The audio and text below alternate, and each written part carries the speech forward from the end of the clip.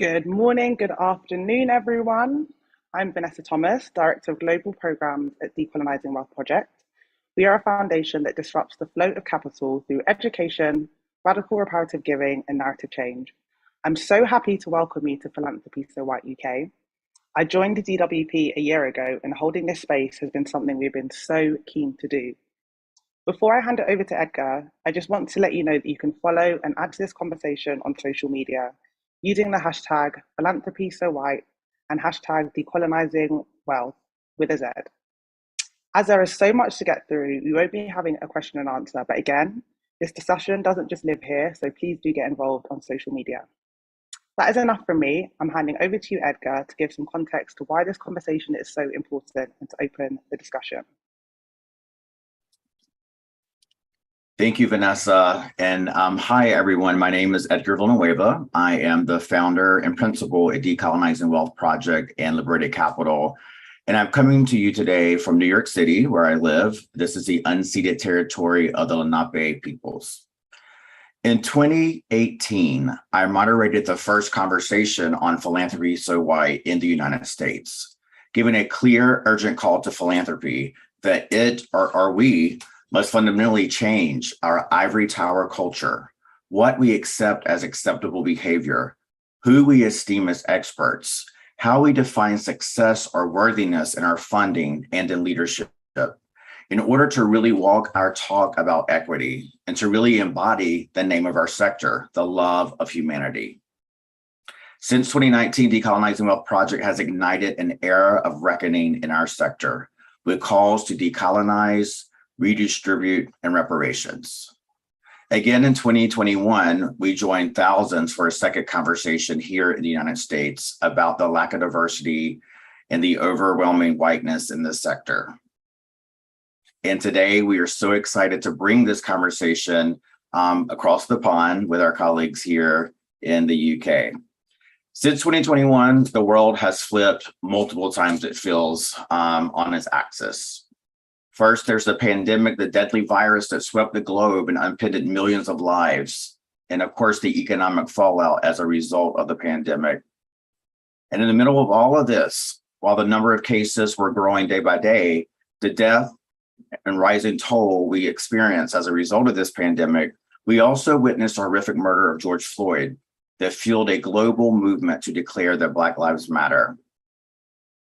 And finally, arguably a more devastating crisis is the pandemic of white supremacy that we're witnessing, infecting our society so deeply across every sector, and yes, even ours, philanthropy. For people of color, white supremacy has been the pre-existing condition that has exacerbated every other pain. Sadly, we, the sector of philanthropy, still have a long ways to go in order to live out our values of equity, even to achieve parity. The face, the funding, and the system hasn't changed much. The statistics speak for themselves. A report from the civil society recently said that the number of Black and Asian people in the charitable sector has actually decreased since they did the survey a few years ago.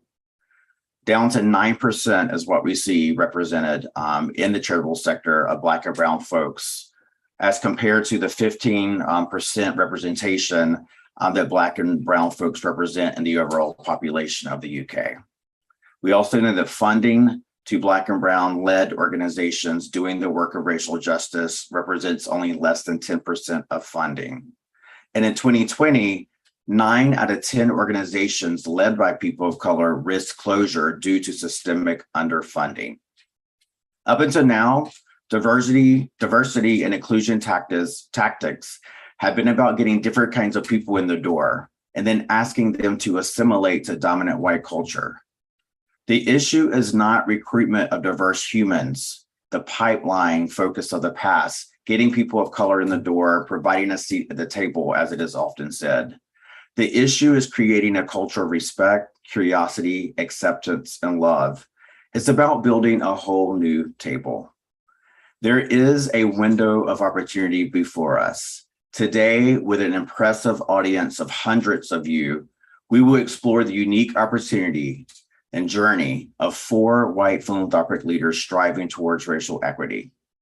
Our guests today will talk about when they first really started their journeys, what they consider their role to be as white leaders in philanthropy, and how they have dealt with mistakes and criticism along the way, where they go for resources and support in their personal journeys, and how they hold themselves accountable to communities of color, and much more, as much as we can squeeze into about an hour here.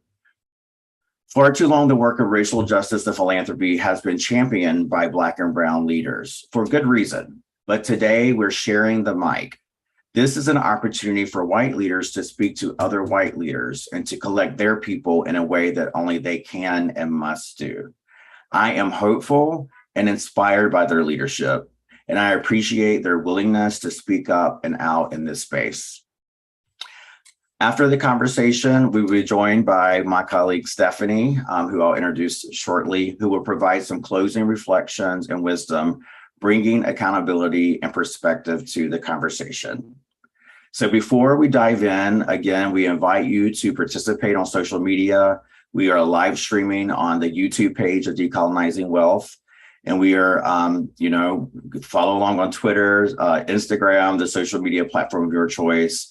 That's hashtag Decolonizing Wealth with a Z, and hashtag philanthropy so white. All right, without further ado, I'm so excited to jump into our conversation today and briefly introduce our guests. We're joined today by Sara Llewellin, the Chief Executive of the Barrow Cadbury Trust, Sophia Parker, the Director of the Joseph Rowntree Foundation, Julian Corner, the Chief Executive of the Land Kelly Chase, and Jenny North, Foundation Director at the Cloth Workers Foundation. Again, my friend Stephanie Brobbey, the founder of the Good Ancestor movement, will join me toward the end of our call to wrap up. Welcome, everybody. So nice to see your smiling faces. Hi. So to get us started here, we just want to dig into a little bit more introduction. In my community in North Carolina, my tribal community, when we meet new folks or start conversations, we often ask the question, who's your people? And so I want to ask today, who are your people? What community do you come from? Who are the folks who have shaped your perspective and your lens in life? And as you approach the subject we're talking about today. Can I ask you, Sara, to begin?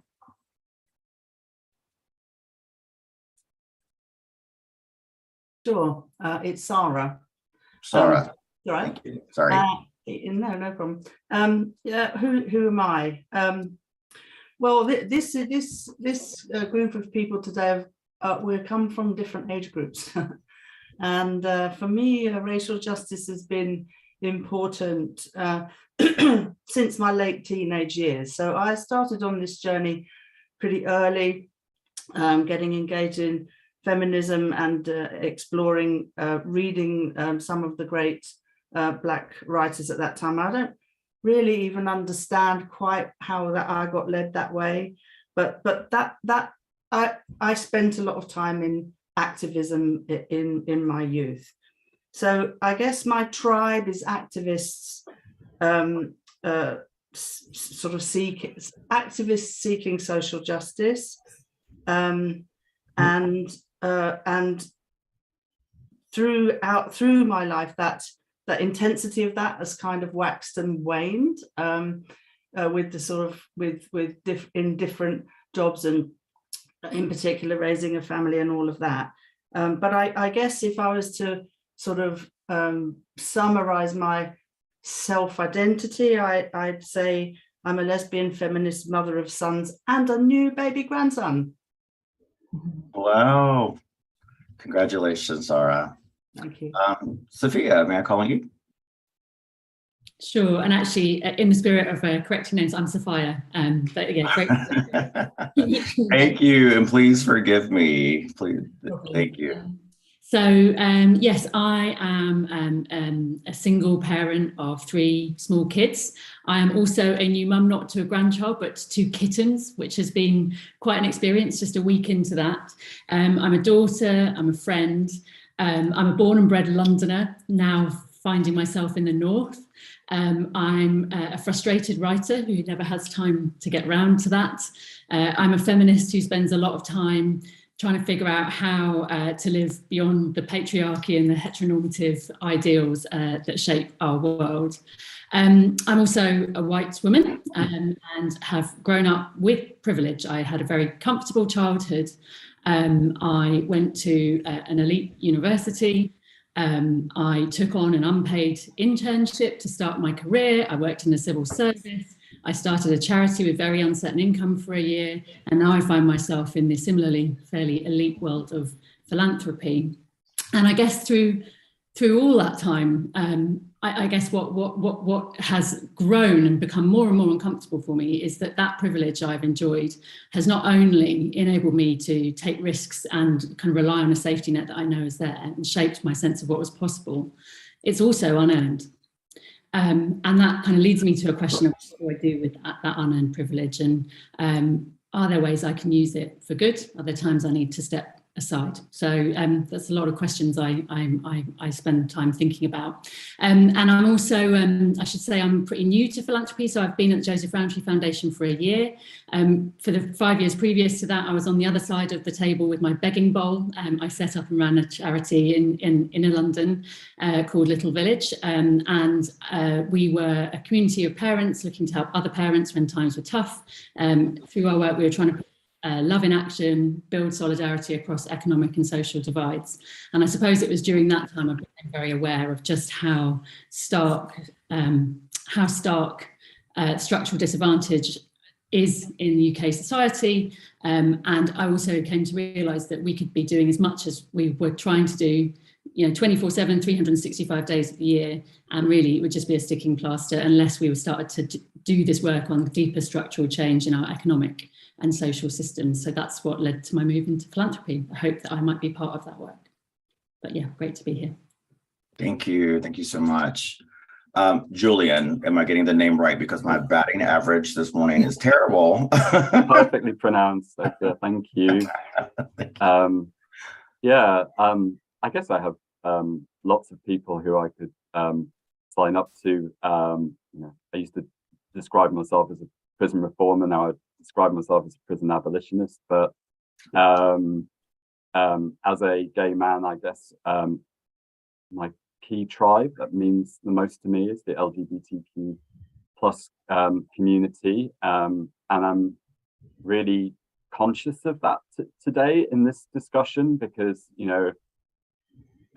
are a group of people who a certain form of Christianity branded as less than human, because we're made in the image of God, and God is obviously a white heterosexual man, and so anything else is less than human. And then that was an orthodoxy that was then exported to other continents and other people in a kind of colonizing of queer bodies that exist to this day. And the fact that I'm able to say this out loud, Sara's able to say that out loud, and that not be a career-ending move, or that we won't wake up tomorrow with graffiti daubed on our homes, or subject to violence or ostracization tomorrow, is thanks to people who were prepared to step into that and experience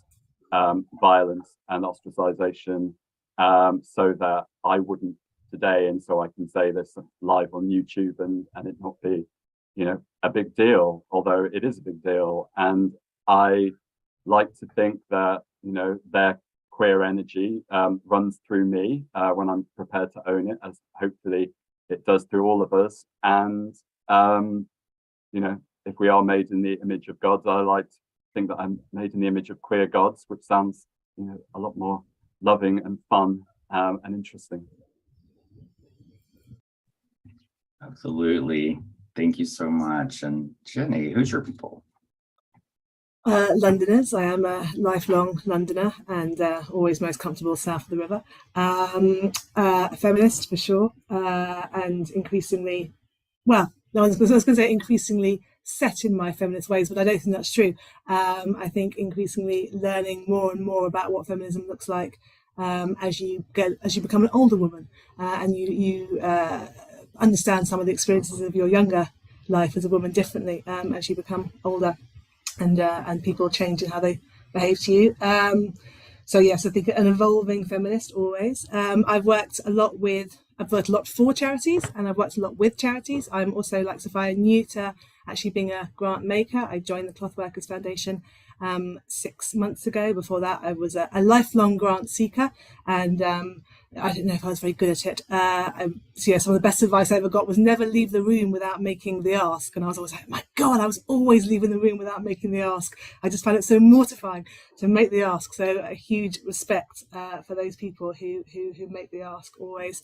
I think what I realised as I worked with charities and for charities was that I am probably more comfortable with the improver, the Fabian model, maybe the kind of incrementalist change, the kind of upturning everything always seems very, very difficult. And you think, where do you start and what's my place in that? So always kind of learning about how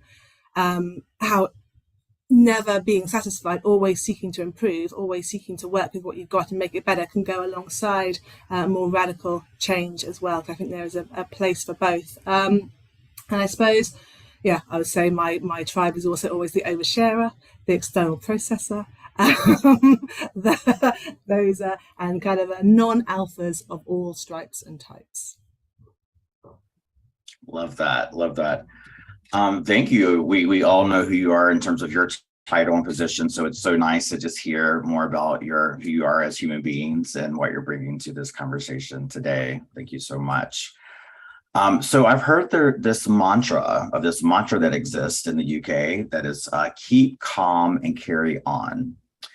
And so with this mantra, often what comes with that is that it's difficult to have uncomfortable conversations. We want to brush those aside. And the topic of race and racism still feels quite taboo. And because of that, some communities of color are continually harmed and are often told to just get over it.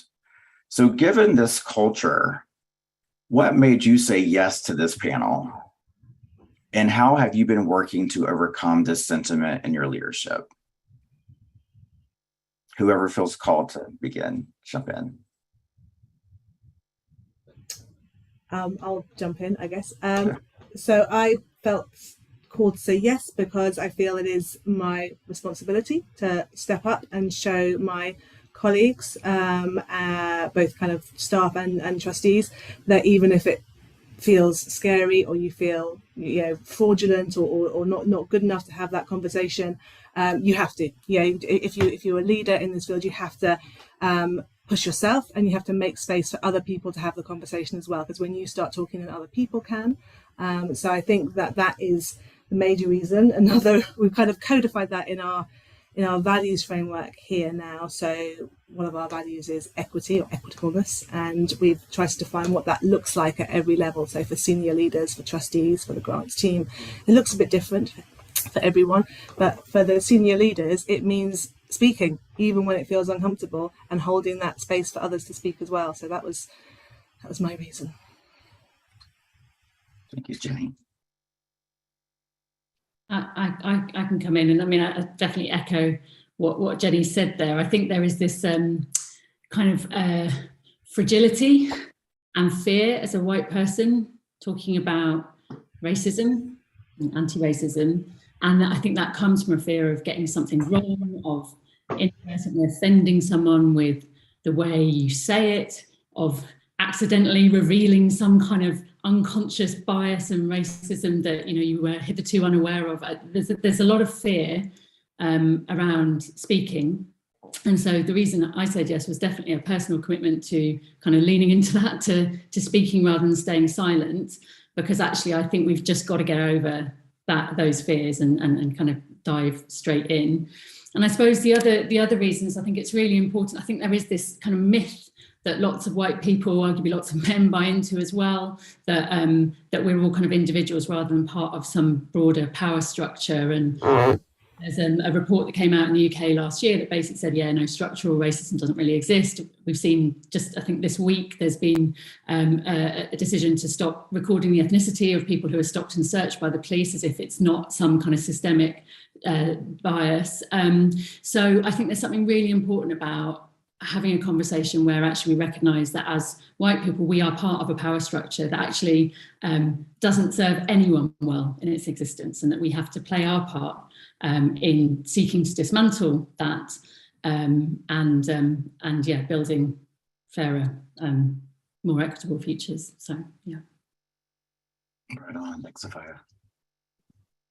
Yeah, I can go next. I mean, I obviously agree with everything that's been said so far, and what I'd add to that is accountability. I know from my personal experience that probably the key thing that has shifted me in the last 3 years is a growing sense of accountability on this, and to communities, to people of color, to our mission. Our mission is social justice, and that accountability rarely comes from within organizations, because we are hierarchies. It very often comes from outside, and within Lankelly, that burden is being held disproportionately by staff who are people of color, and part of today is making ourselves much more widely accountable so that they don't have to carry all of the burden of that. And we at Lankelly Chase 3 years ago tried to have a whole organization conversation about colonialism, and we were frozen.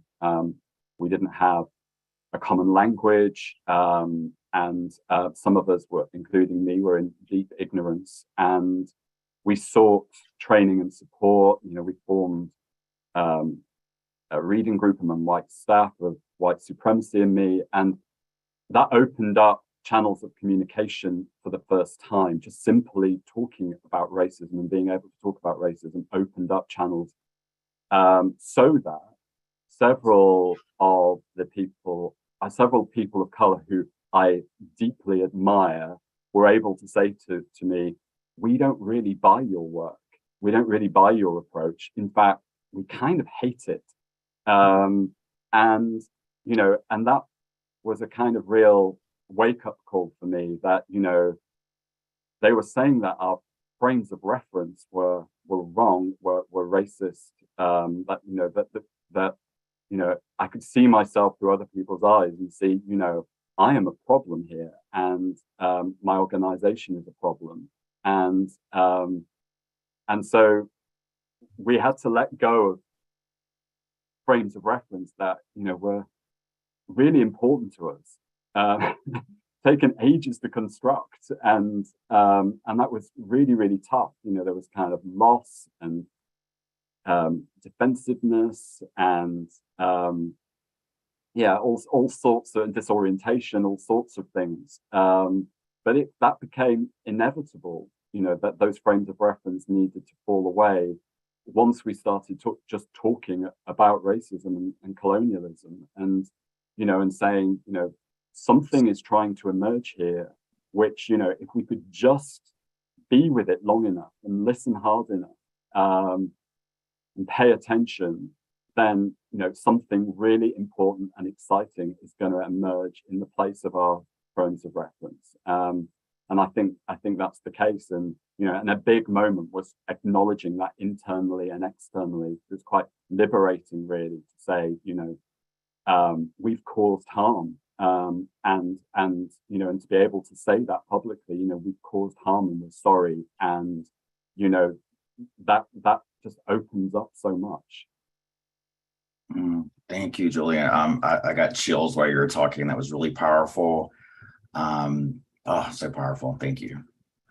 It was very, very moving. Thank you. Much of I'm coming in last, so much of what's to be said has been said. I think added to that, on the upside, I also agreed to do this because we've got some stories to tell that aren't always negative, and things to share that we have managed to achieve, and conversation about how we've achieved them. And then I know you're going to ask about the origins of our wealth in a minute, as in a little while as well. So and to tell that story, and its difficulty as well. So I'm grateful to be here, and this has got off to a really good start. So thanks. Thank you. Yeah. Oh, wow. I appreciate. I'm so thankful that you said yes, and your leadership and pushing this conversation forward in the social sector in the UK is just so paramount. And thank you. And to kind of build from what you said, Sara, and also Llewellin, as sometimes to move forward, we have to break something open. We have to rip off the Band-Aid, so to speak. We talk about a decolonizing wealth. We have to address the colonial legacy that exists in our prospective countries. And as a result, the industry that we're working in, its connection to that colonial history and how those behaviors can show up present day and how our work is manifesting. We have been supporting a number of philanthropic organizations in the US who have been on a journey to come to terms and acknowledge the darker sides of their histories, how their wealth was accumulated, who may have been harmed in that process. And so I know, as you said, Sara, that Barrow Cadbury Trust has done some of that work. I'm aware that Joseph Rowntree has done some of that work. Would love to hear from the two of you, Sara and Sophia, what prompted this work, because it's not pleasant sometimes to go there, but what prompted this for you and your organizations? What have you learned, and how have you been moving forward? And then anyone else is welcome to add on to this question, but love to hear from the two of you to start.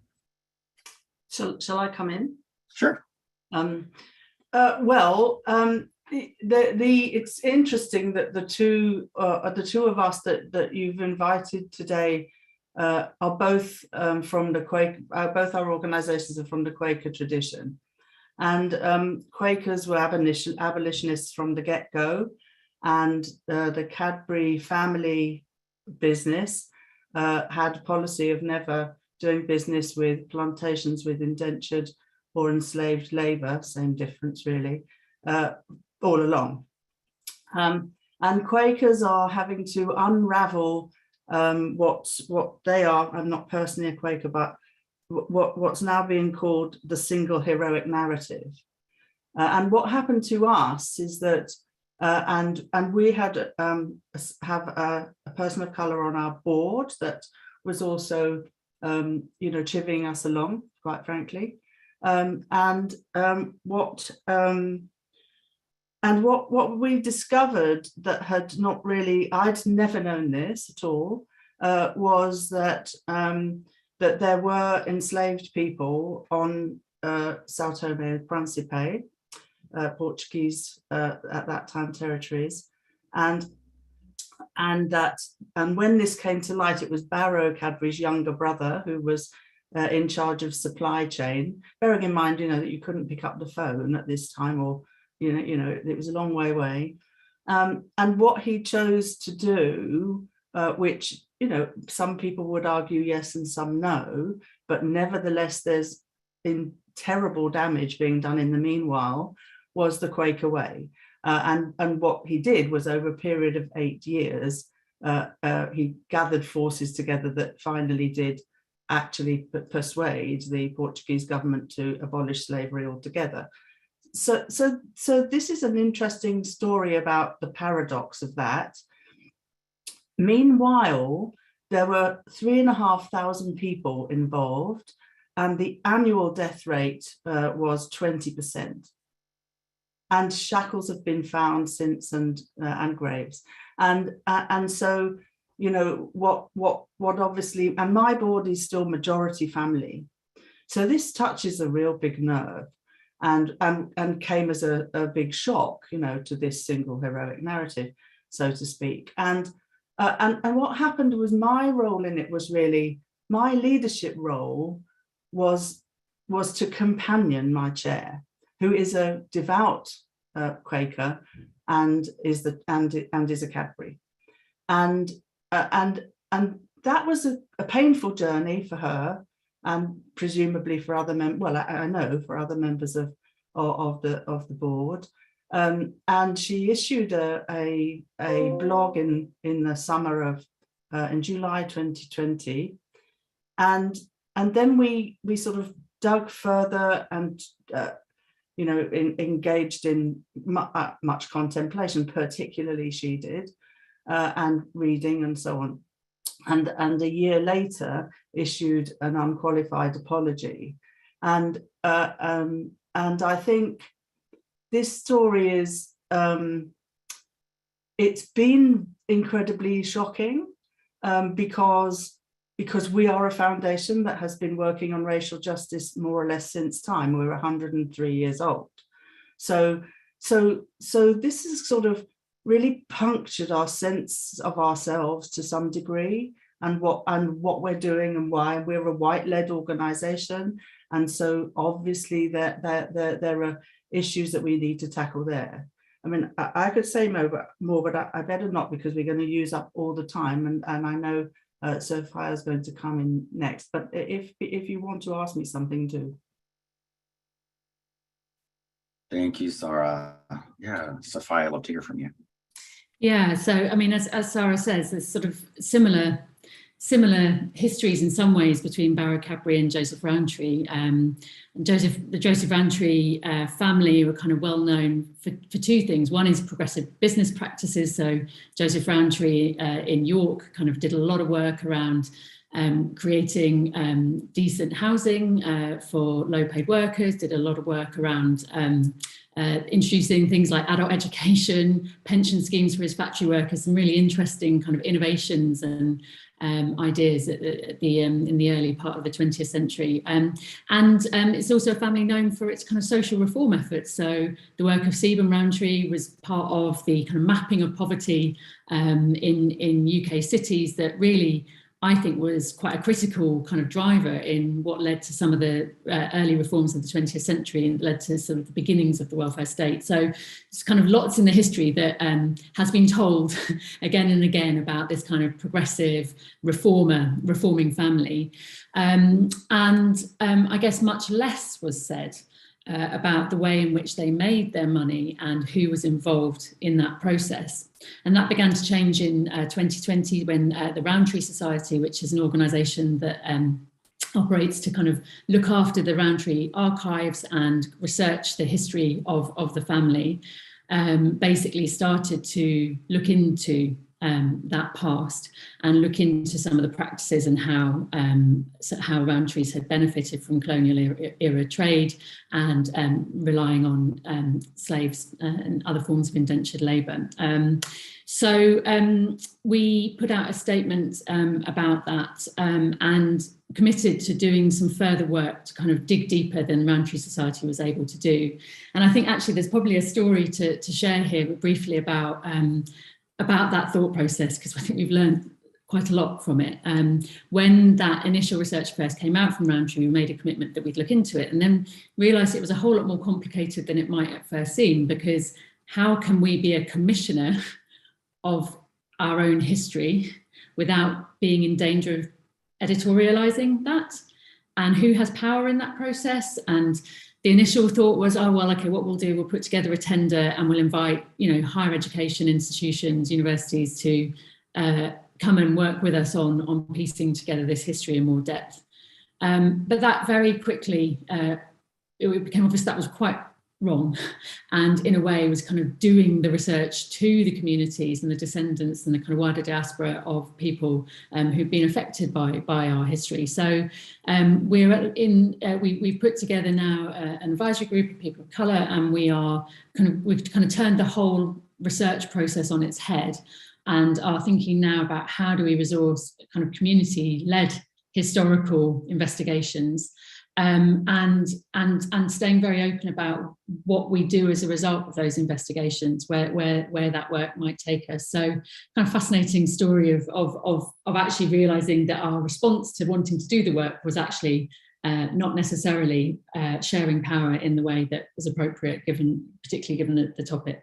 And I guess the other thing I just wanted to say on this history thing is, I think there is a bit of a tendency sometimes for people to say, well, so long as the past is the past, we just sort of need to move on, and as long as we're sort of doing no bad now, we can forget it. But I just sort of think, Edgar, in your book, you talked about, I think over half of Brits still think the empire is a good thing.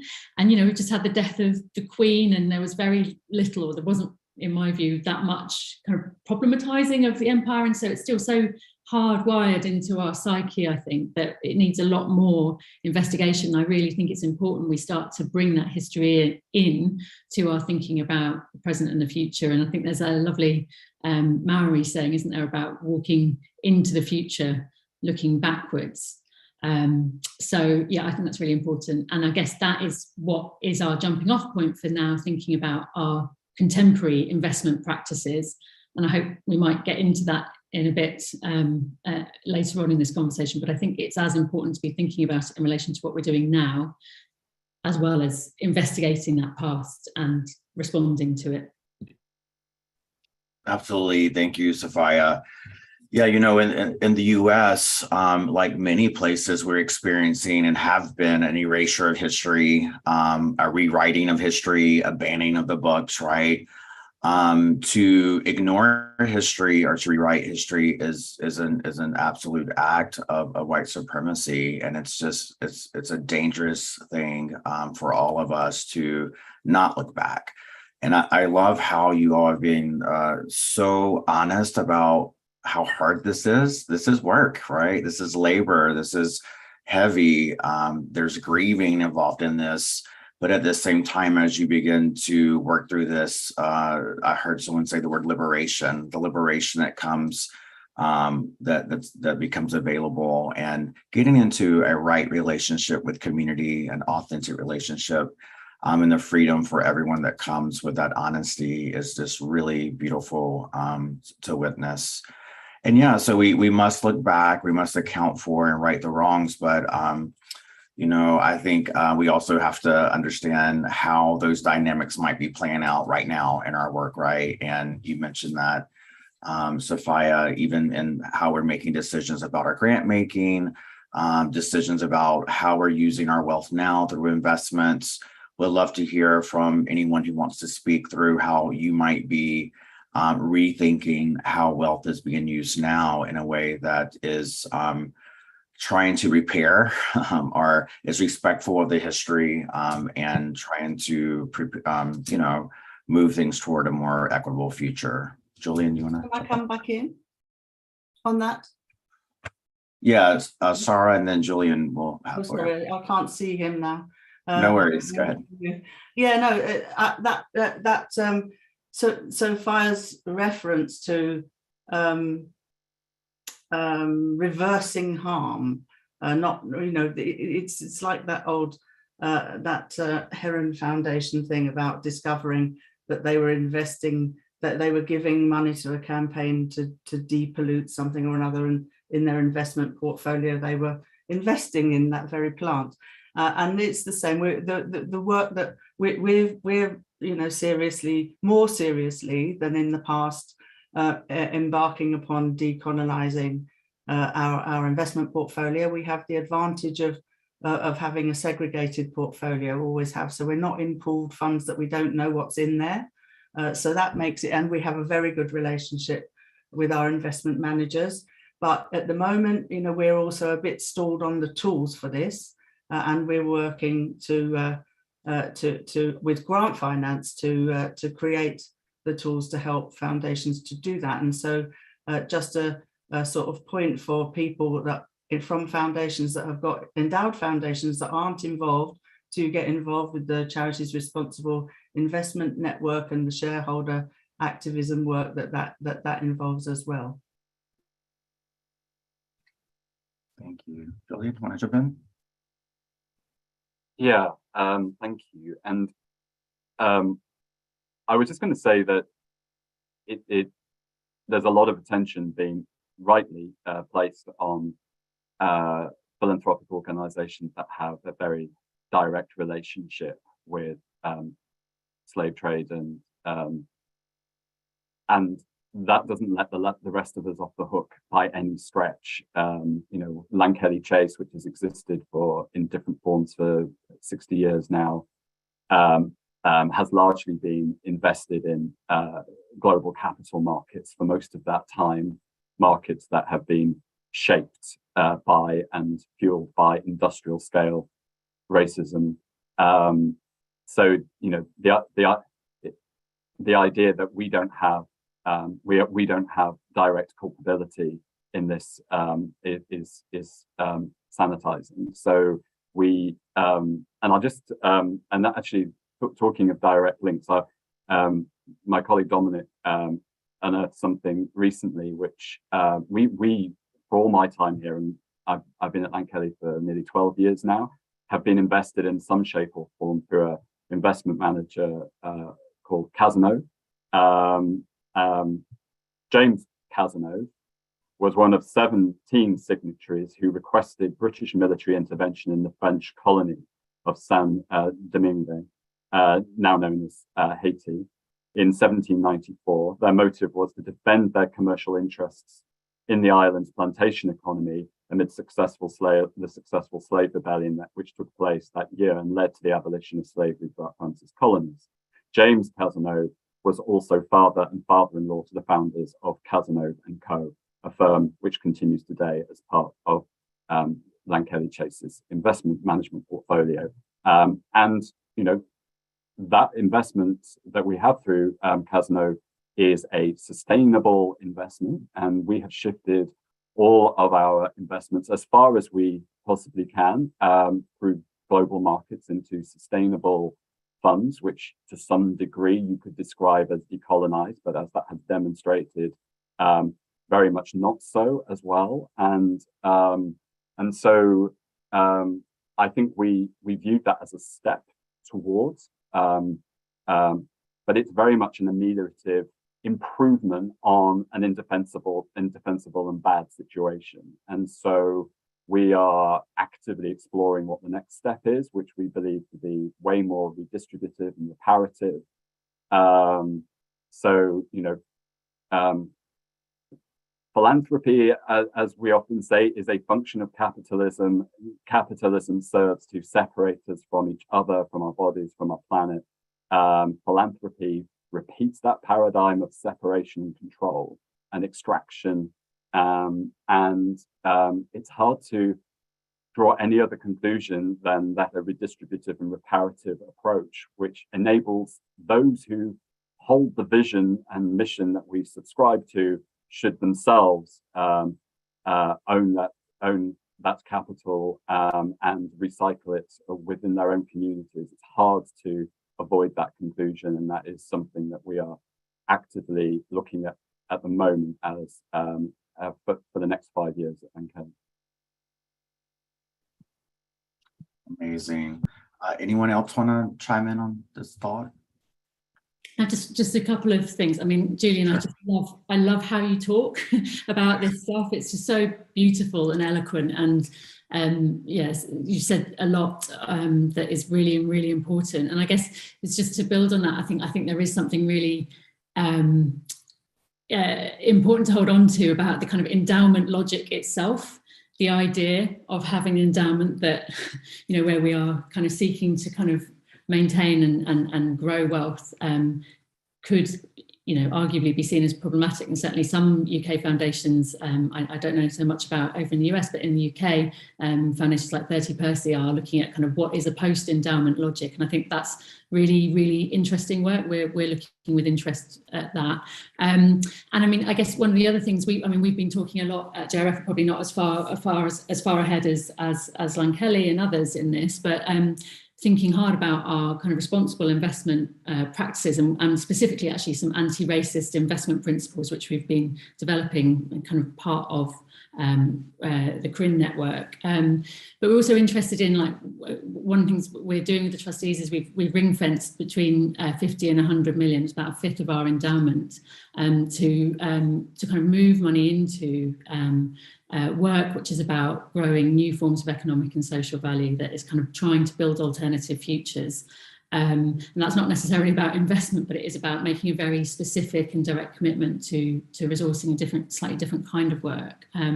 So I think there's loads of really interesting stuff in this space. I guess the thing to hold on to is that philanthropy's 96% investment in most cases, and 4% spending. And it's kind of, if we're only talking about the 4% in relation to where are your anti-racist practices, then kind of missing a massive trick.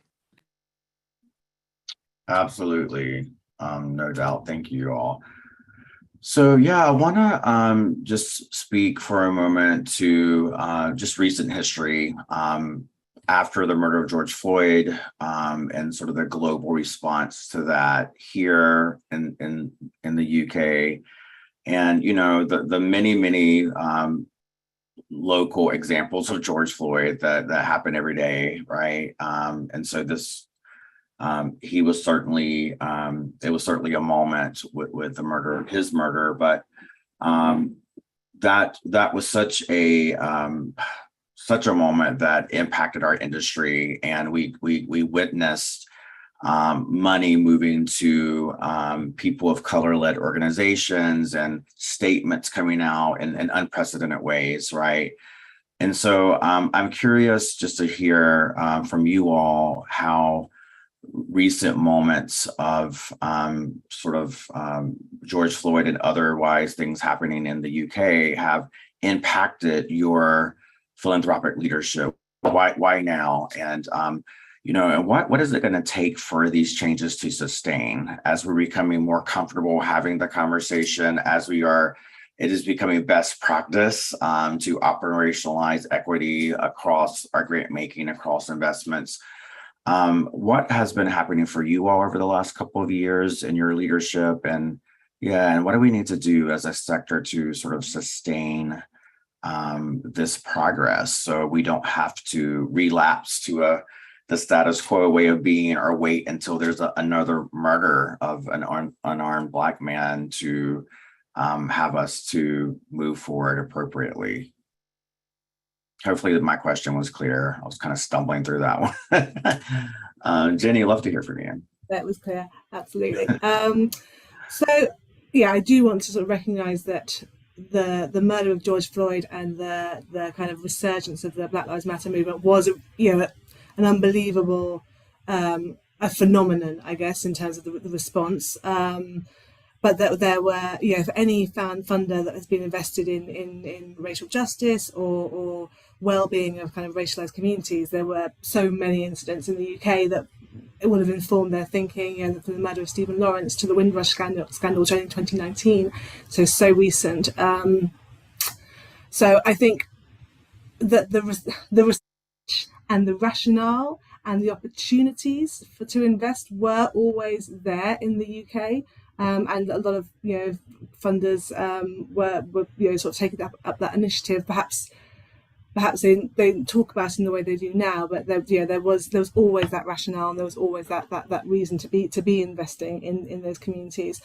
I think what changed, I wasn't at my current organisation in 2020, but what I think happened, what shifted was there were sort of good and bad effects in terms of their grant making. I think the good was that the Black Lives Matter, and I think the disruption of COVID allowed the grant makers here to kind of disrupt and try some things that were different and get them through if they might not have done otherwise. So core grants to Black-led organisations, rather than not tied to our existing grant making structures, but kind of just, you know, with a rationale that COVID was falling disproportionately on those communities, and so they could do something different.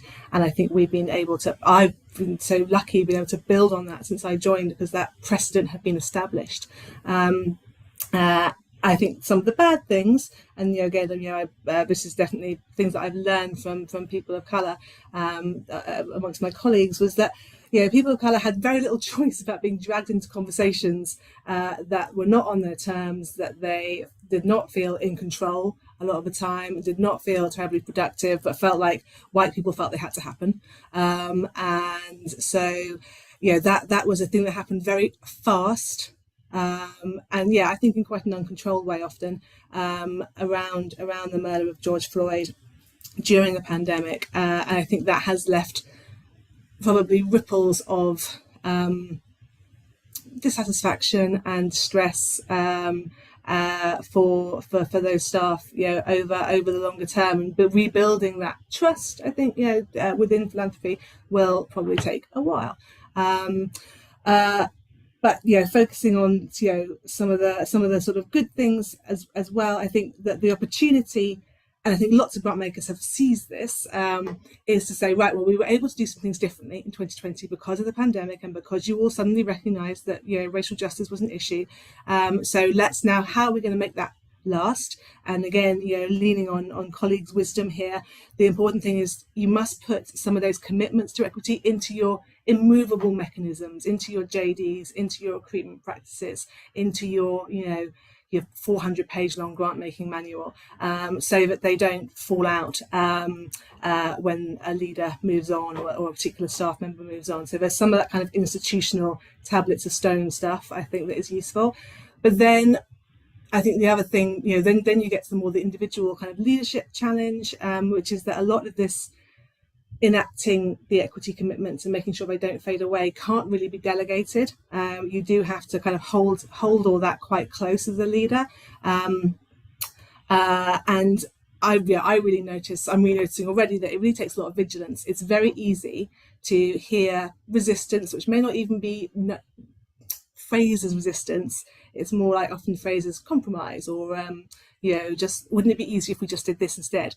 And you think, I'm a super consensual person, I like people to smile and go, yeah, so like, okay, and they think, no, hang on, and so that kind of vigilance that I think we need as a white leader who may not have had to do this before, I think is something that I'm really learning about, as well as I think, creativity, so that you're not always asking other people to do the hard work. You're coming up with ideas as well, while at the same time recognizing that sometimes you're not the right person to come up with ideas. You have to hold quite a lot of ambiguity about when it's your turn to move, and you're the only person who can say this difficult thing, and when you have to step back and let somebody rise. So I think, so what I say, you need to get some kind of institutional levers changed, but then to kind of make sure they actually happen, and that you are staying nimble, and you are spotting the opportunities, and you are enacting those goals.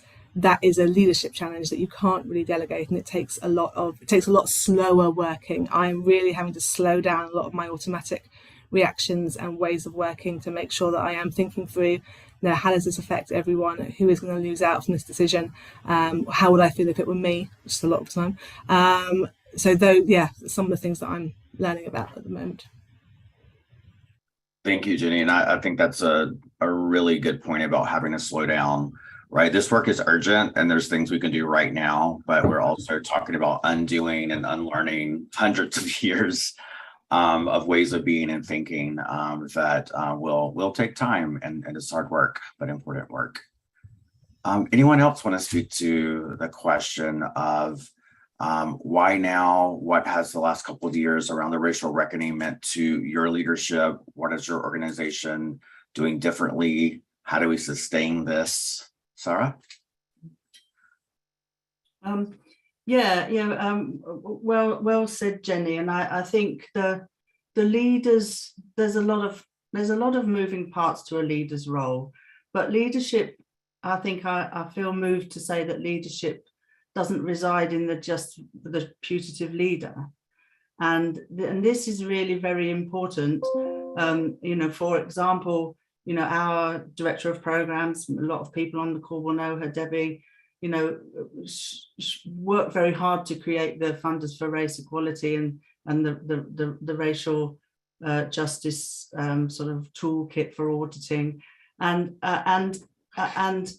that was a display of leadership. And our director of finance is very involved in the movement that Stephanie's involved in around shareholder activism and you know, decolonizing wealth. And I think it's very important to say, you know, that if the leader's not engaged, or the leadership is not engaged in this, it's just not going to happen. But is also, the reverse is also true, that if only the leadership's engaged and not dispersing that leadership and growing that leadership potential in others, then that's also true. Then it's still not going to be. And I think one of the advantages that we have as an organization is that we kind of recruit for a values base. And I was recruited for the values base that mirrors the values base of my board. And you know, at the end of the day, I know it's an old cliche, but culture eats strategy for breakfast. And the main job is to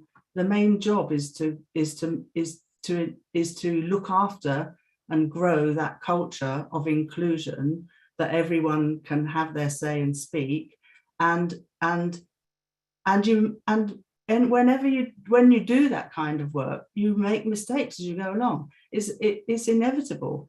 And we're coming on a little bit later to sort of, you know, tips and hints, I think, you know, and I'll tell you, I've got quite a long list of tips and hints because I've made a lot of mistakes. Absolutely. Julian. Thanks, Edgar. I was just thinking about your question about why now. Why did it take the murder of George Floyd when, you know, in the UK, we could point to Leon Briggs, we could point to Kevin Clark, to Sean Rigg. Kevin Clark died saying exactly the same thing as George Floyd, can't breathe, you know, and they didn't reverberate anywhere near the extent that the murder of George Floyd did. And it's kind of troubled me about why is that? And I can only put it down to British exceptionalism, you know, which is the British colonial project, which is we export our own evils abroad. We project our evils onto other countries, other people, and say it couldn't happen here, even though we invented it. And we see it day to day. It's part of the British white supremacist project. And so why the murder of George Floyd? I mean, I think we sit here today thanks to the internal and external activism of many, many people who have made this event possible, and that this group of people can come together to talk about this, notably Charity So White, within philanthropy, Future Foundations, and you know, within my own organization, I'd reference my colleague Jenny Oppenheimer, you know, who at great cost to herself pushed and pushed and pushed for this, you know, and groups of people and networks who were determined not to let this go and not to let this slide back into business as usual. And so I think, you know, the leadership responsibility here is not just to, you know, manage change. It is to acknowledge our huge debt to people without whose efforts, you know, we wouldn't be having this conversation. And you know, I also think that there's a path dependency here, right? From the 19th century on charities and philanthropy that has led to the creation of our kind of institutions, which tend to be quite old institutions, you know, which are dominated by white middle class people. There's a reason for that, and there's a reason why these institutions are configured in the way they are. And I guess the question for us as leaders is this improvable, or does this need to be fundamentally disrupted? You know, are these kind of, you might call them kind of relics of a different context, still fit for purpose, still relevant to modern context? Because, you know, we've got insurgent organizations coming through, most obviously the Baobab Foundation. Langkelly Chase owes a huge debt to resourcing racial justice for everything they did for us in terms of accountability and opening our eyes to a different value set and different ways of working. There's the Talawa Project, you know, a Black feminist group of people who are completely reimagining mutual resourcing and sharing of resources. So people are coming through with very, very different ways of and very different mindsets, but different ways of thinking and acting. And I think, you know, we have some choices to make right now about, you know, do we want, as leaders, as you know, our training is to keep the thing going, is to defend the status quo, to manage the status quo. How fundamentally do we want to sign this sector up to social justice, and what does it actually mean for us? Because I think it means substantial disruption of institutions, you know, whose DNA was created often in the 19th century. And you know, we are the ultimate cake and eat it sector. You know, we will fund change right up until the point that we need to change, and then we stop. And you know, I think some of the organizations need to give way to newer ways of working, and I would include my own in that. Thank you. Sophia? Yeah, I think some of those projects that Julian and those movements that Julian just mentioned are people who are growing new forms of economic social value, and in the process really throwing into question many aspects of the kind of way things are now. And I think what they come up against in philanthropy is this kind of small c conservatism, kind of, I'm speaking in very general terms, but a kind of an obsession with metrics, like you have to know where we're going in order that we can measure it, a kind of a hierarchy of what knowledge matters and what knowledge counts, a kind of over fondness of elite influencing strategies which involve kind of Westminster and Whitehall, not real communities. And I also think it's interesting.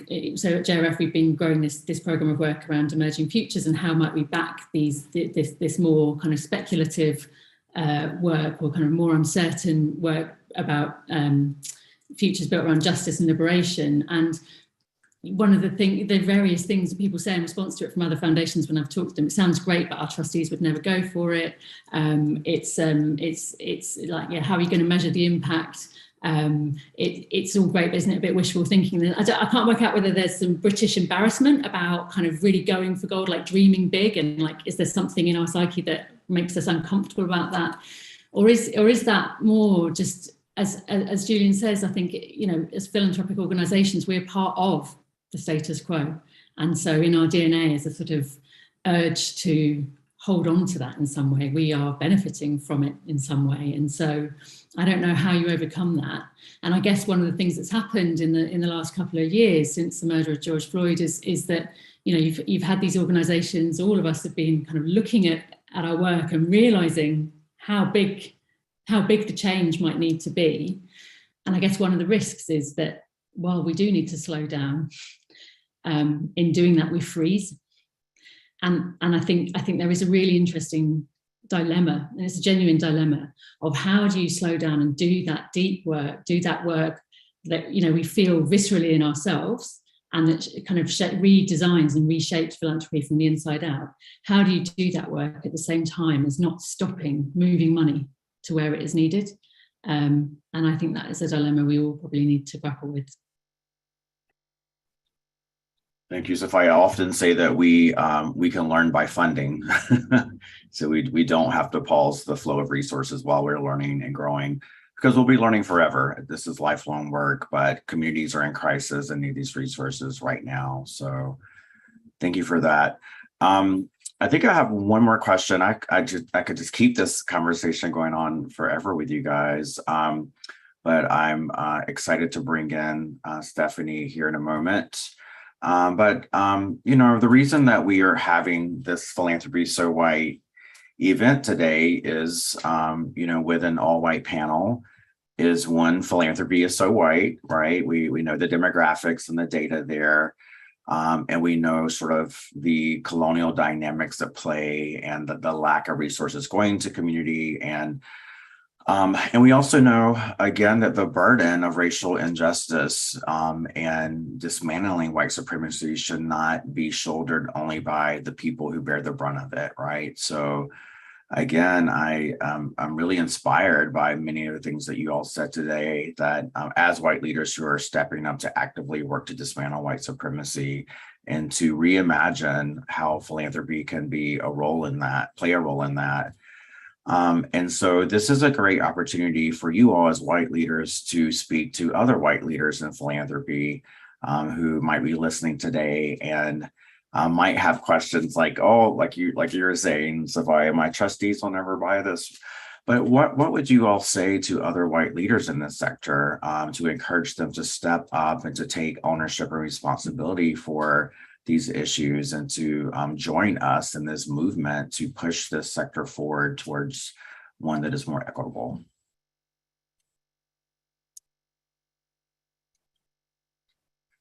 Let's Sara, and then we'll pop to Jenny. I don't mind which order. I just have got some things to say, but go for it, Sara. Go for it. Sure. Yeah, okay. Okay. Well, I think I tackled this rather like from the pragmatic point of view. I think you know, the conceptual and even beautifully poetic has fallen to Julian today, and I'm grateful to him for that.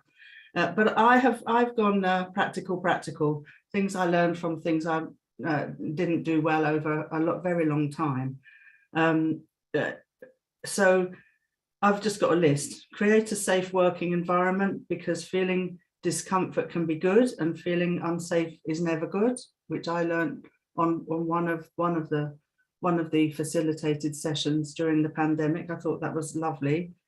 Discomfort is good and lack of safety isn't. It's a showstopper, basically. Something else is keep your foot on the gas, because when you take your foot off the gas, it's easy to go backwards. I've experienced that. Stop, start, go backwards. Recruit for the value base you need for taking this work seriously. Always start with yourself and try not to be defensive when you get it wrong, when people come up with something better than you can come up with yourself. Celebrate achievements iteratively, because it's very easy to forget, but it really helps to stop you feeling overwhelmed by the enormity of it all. Listen hard and listen to nuance. Look after yourself and forgive yourself your imperfections. It makes it easier to forgive others. Support people of colour as emerging leaders, both inside and outside your organisation. And keep going. This is a marathon, not a sprint. Burnt out, we're no use to anyone. Thank you, Sara. Jenny? Well, I agree with that, but I suppose what I would say to a philanthropist who isn't yet talking about this is, I'm sure you're thinking about it, and you will probably find it easier to understand what it is you think once you start talking about it, and actually being in dialogue with your staff, with your trustees, with your grantees, with your experts, who are around you.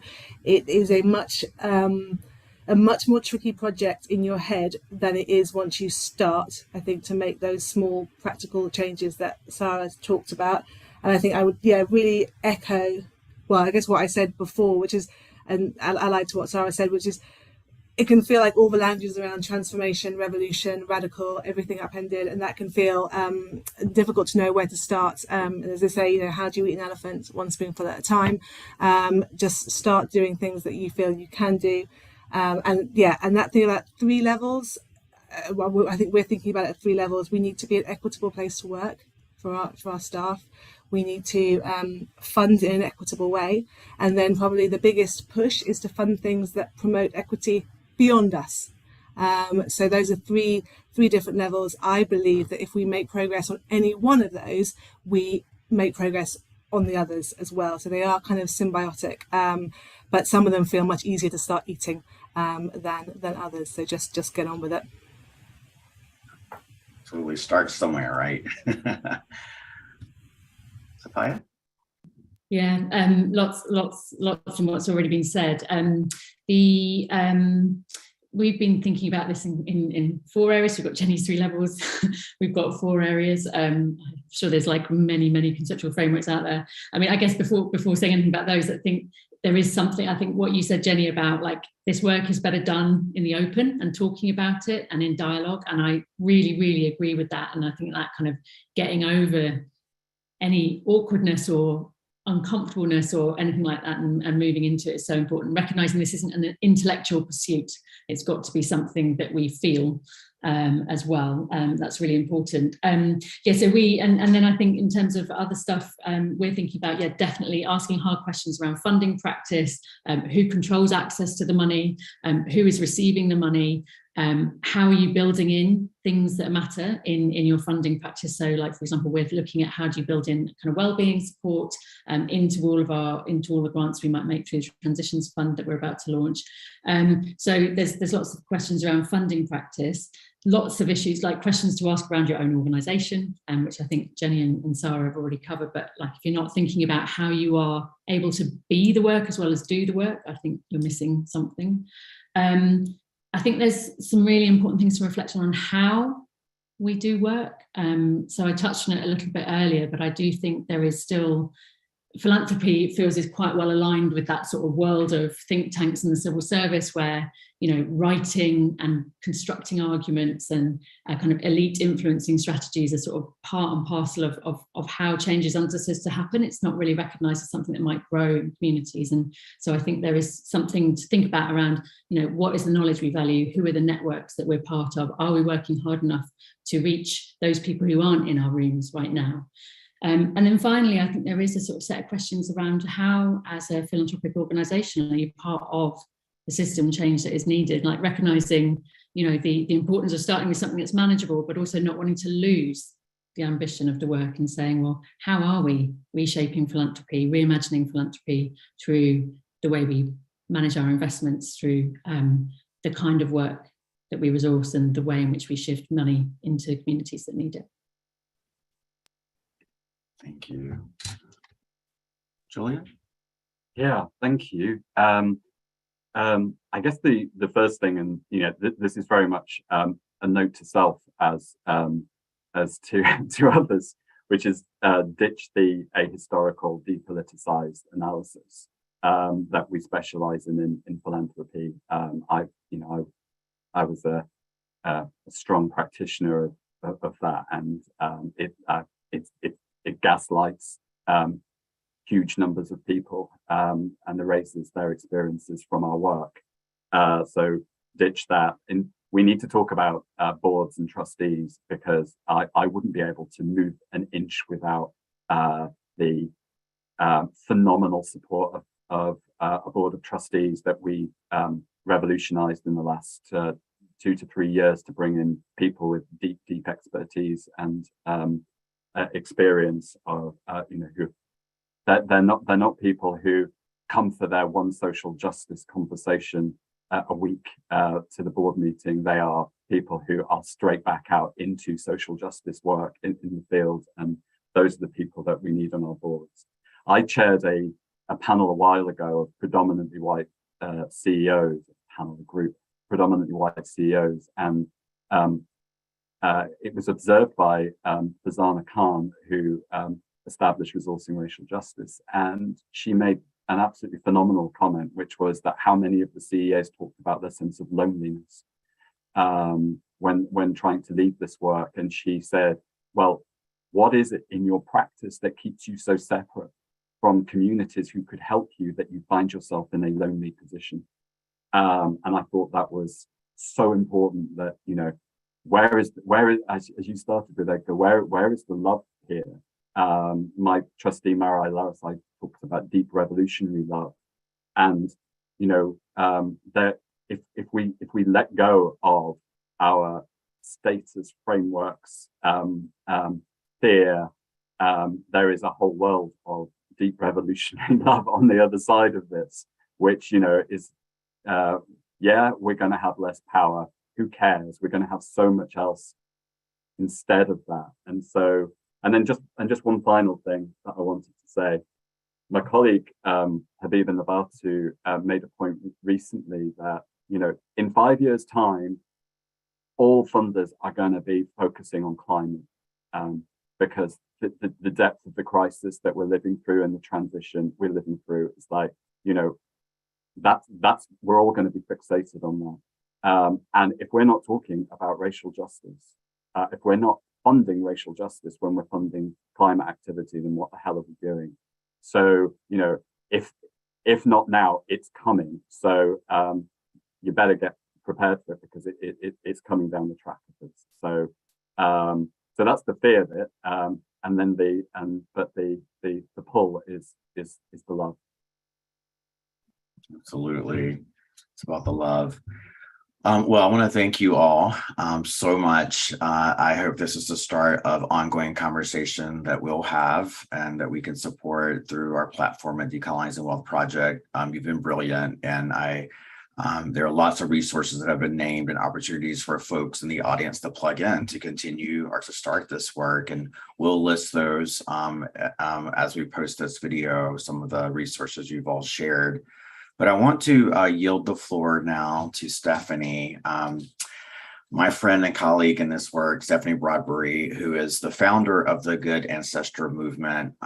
Stephanie, I would love to invite your voice and perspective to hold us accountable here, and to really hear from you your reflections on this conversation, and then for as a woman of color, what you would like to see from white leaders in this sector in the UK.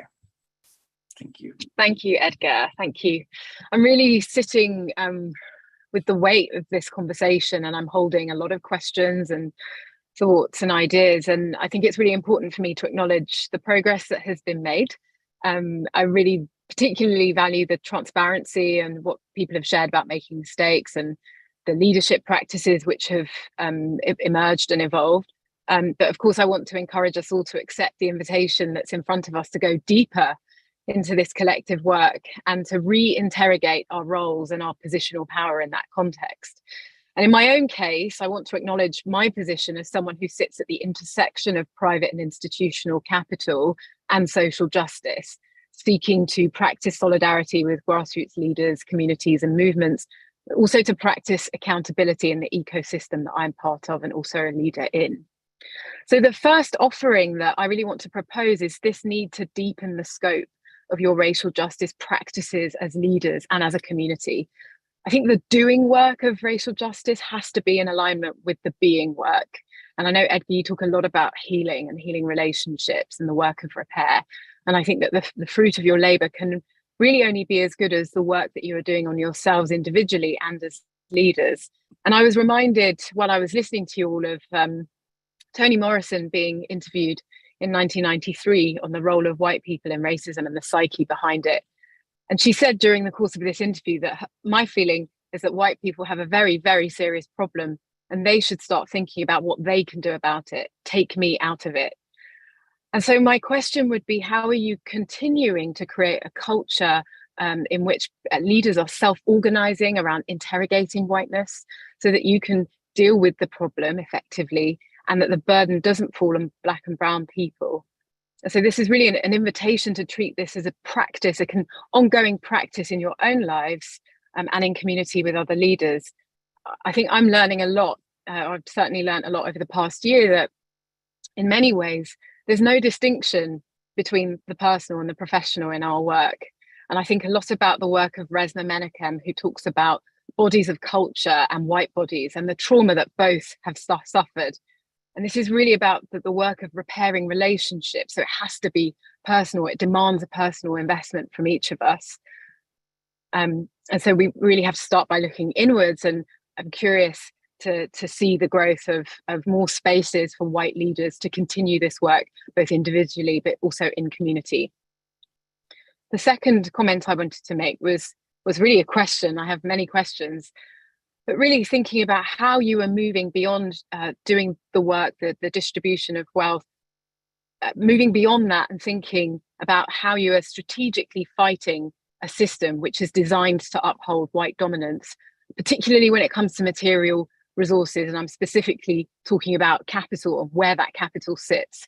How are you stewarding your power and influence as philanthropic leaders?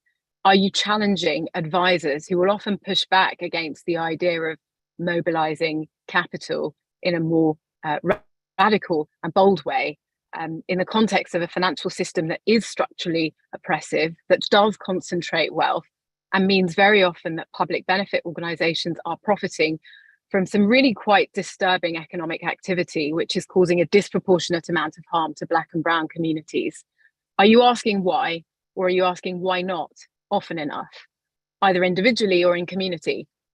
Are you using your voice as an act of global solidarity, and also in the context of domestic leadership, when BlackRock, which holds $220 million worth of Zambian sovereign bonds and refuses to delay interest payments, owned by the Zambian government, who's seeking to raise capital to build climate infrastructure, and where there are clear injustices like this, where the global north is typically profiting from countries in the global south? Are you using your voice? I think that the element of international solidarity is really important, and to remember our positionality in the context of the global north and the global south in this broader fight for racial justice. How do we focus our minds on moving money in a way that advances racial justice? I think there are mindsets which keep us trapped in the idea that good stewardship looks like assets continuing to grow infinitely, when we know that infinite growth is impossible on a finite planet. And in view of our, we're on the verge of economic upheaval and ecological collapse. We know that we live right now in a very, very sick economic system. The last few weeks have shown us that we are incredibly vulnerable in this country and around the world, and our economic system is beginning to crumble. We know from research that racialized communities, Black and brown people, both in the UK and around the world, are going to be the most effective. And so we need to really explain why certain things haven't happened, both in the context of our current urgency, our present reality, but also the existential problems that we are facing that are going to have a disproportionate impact on Black and brown communities.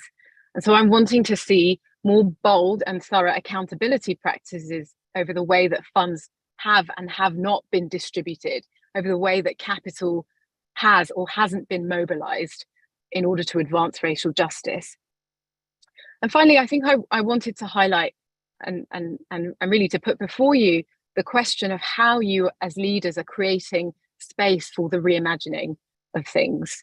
There is so much that needs to be reimagined in the social change sector and in our society. We need to reimagine our governance. We need to reimagine investment. We need to reimagine the framework of charity law, which exists to uphold the status quo. And how can you as leaders create opportunities for resourcing spacious places for communities to come and be in community with you, to share ideas, to have the power to lead with the ideas that they already have, to have access to the resources that they need in order to get new ideas off the ground, to have permission to fail in testing new ideas, and ensuring that you are conduits that can really shape the flow of resources, capital, and opportunities in a way that really advances racial justice. So I'm going to stop there, and I leave you with those invitations to deepen your solidarity practices and bolster your efforts in these urgent times. Thank you, Stephanie. That was brilliant, powerful, and what we need to hear and all digest in this moment to really live our values in this work. So thank you. As we come to a close, I just want to I'm remembering the words of my friend Vanessa Daniel, who said that the cornerstone of white supremacy is the need to dominate and control. And freedom and liberation can never be built from that cornerstone. The only way for us to see freedom for all people is to lay down a new cornerstone for equity and sharing. And I think what we're witnessing today is the building of a new cornerstone, a new vision for what philanthropy can be. And this is not some radical notion, some trend that is the hot new thing. This is the way we do philanthropy now. This is modern day philanthropy. This is philanthropy at its best. And so thank you for all of those invitations, Stephanie, to lean in and to be bolder in how we approach this work. On behalf of Decolonizing Wealth Project, again, just much gratitude for the powerful wisdom that was shared today. If I was tweeting, I would just wear my fingers out because there were so many gems of knowledge dropped today. We want to just let everyone know that we will be sharing a recording of this on our YouTube page at Decolonizing Wealth Project. To keep the conversation going, please follow us on our socials. Go to decolonizingwealth.com to subscribe to our newsletter. More and more of this to come, and in partnership with our colleagues in the UK. So thank you all. And we have so much to think about and to carry with us forward in our work today. So be well.